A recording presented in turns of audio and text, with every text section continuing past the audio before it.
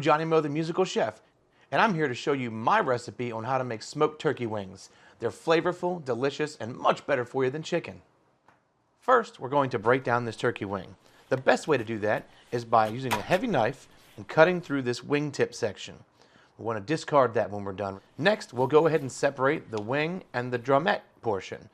You want to bend the joint to find where the two bones connect, and then insert your knife delicately in between there and make a firm cut in order to separate these two pieces. For our marinade, we'll add 2 tablespoons of honey. Honey is so delicious, it adds such a nice warm flavor. 1 tablespoon of Dijon mustard, juice of half of 1 lemon, the zest of 1 lemon, 1 teaspoon of ground thyme, and 1 teaspoon of granulated garlic.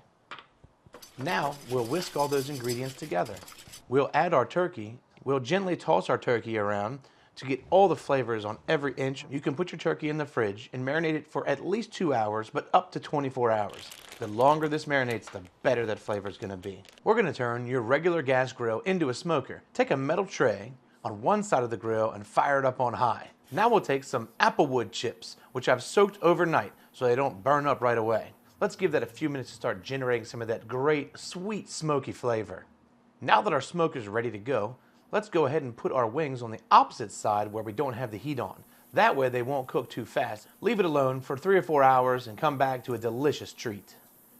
That's my recipe for smoked turkey wings. And with a presentation like that, it just goes to show wings just aren't for Sundays anymore.